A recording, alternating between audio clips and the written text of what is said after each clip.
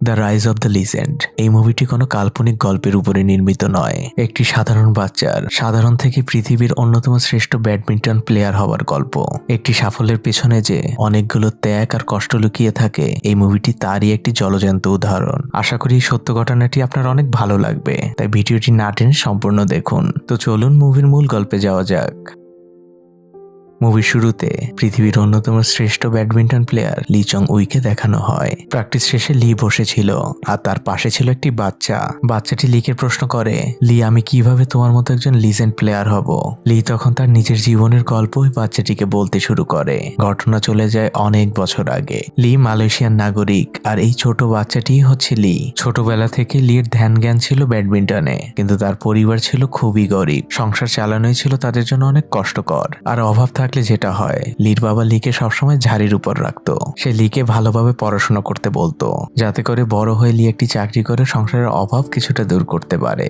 আজ ছিল কোরিয়ার মালয়েশিয়ার মধ্যে একটি ব্যাডমিন্টন ম্যাচ। আর লিদের বাসায় তো কোনো টেলিভিশন ছিল না। লির বাবাও ব্যাডমিন্টন খুব পছন্দ করত, আর কেন করতো তা আমরা একটু পরেই জানতে পারবো। তো লির বাবা খেলা দেখার জন্য পাশের একটি রেস্টুরেন্টে যাবে। এটা শুনে লিও বায়না ধরে তার সাথে যাওয়ার জন্য। লিয়ের বাবা লিকে ধমক দিয়ে লিয়ের বড় ভাইকে নিয়ে সে চলে যায় সেই রেস্টুরেন্টে। লিয়ের ছোট বোন লিকে সাহায্য করে বাসা থেকে বের হতে। লি তার সাইকেলটি নিয়ে সেও যেতে থাকে ওই রেস্টুরেন্টের দিকে। লি ওই রেস্টুরেন্টের বাইরে পৌঁছে যায়। তখন খেলা চলছিল।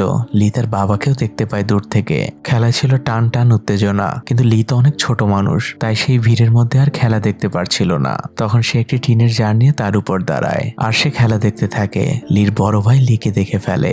তখন লি হঠাৎ করেই স্লিপ কেটে পড়ে যায়। আর তখনই দেখা যায় লির বড় ভাই লিকে তার কাঁধে উঠিয়ে খেলা দেখাচ্ছে, কিন্তু মালয়েশিয়া কোরিয়ার কাছে হেরে যায়। খেলা শেষে লির বাবা তাদের দেখে ফেলে। লি তার বাবাকে বলে, আমি মালয়েশিয়ার হয়ে ব্যাডমিন্টন খেলতে চাই। লির বাবা তখন লিকে একটি ধমক দিয়ে তার বাইকের পিছনে বসিয়ে বাড়িতে নিয়ে আসে। পরদিন লি স্কুলে যায়। অন্য বাচ্চারা স্কুলে ব্যাডমিন্টন খেলে, কিন্তু তারা লিকে নেয় না, কারণ লি তো হচ্ছে একটি গরিব বাচ্চা, তার তো কর কেনার সামর্থ্য নেই। ওই বাচ্চারা লিকে অনেক টিটকারিও করে। লি স্কুল শেষে প্রত্যেক দিন একটি ব্যাডমিন্টনের দোকানে যেত।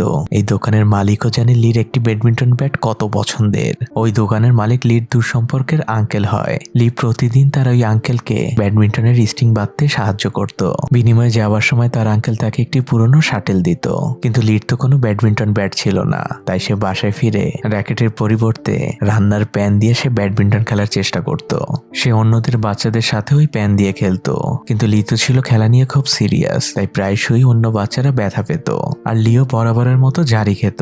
পরদিন লির স্কুলের রেজাল্ট দেওয়া হয়, আর বরাবরের মতো এবারও লি ডাব্বা মেরেছে।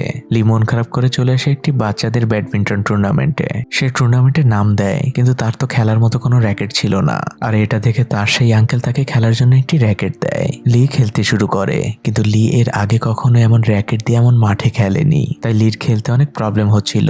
সে মাটিতে পড়ে যায়, কিন্তু লি তো ছিল হার না মানা বাচ্চা। সে ভালোভাবে ফলো করে কিভাবে এই মাঠে খেলতে হয়। এবার লি তার অপোনেন্টকে হারিয়ে টুর্নামেন্টটি জিতে যায়। খেলা শেষে লি তার ব্যাটটি তার আঙ্কেলের কাছে ফিরিয়ে দিতে আসে। তখন তার আঙ্কেল তাকে খুশি হয়ে ব্যাটটি গিফট করে। লি তো মহা খুশি, সে একটি ট্রফি পেয়েছে, আর সেই সাথে এই ব্যাটটি। লি খুশি মনে বাসায় ফিরে তার মাকে এই কথা জানায়। তার মা তাকে অনেক অ্যাপ্রিসিয়েট করে। লির খেলা দেখে একজন ব্যাডমিন্টন কোচ আসে লিদের বাসায়। সে লিকে তার একাডেমিতে ভর্তি করতে চায়। এরই মধ্যে লির বাবা সেখানে চলে আসে।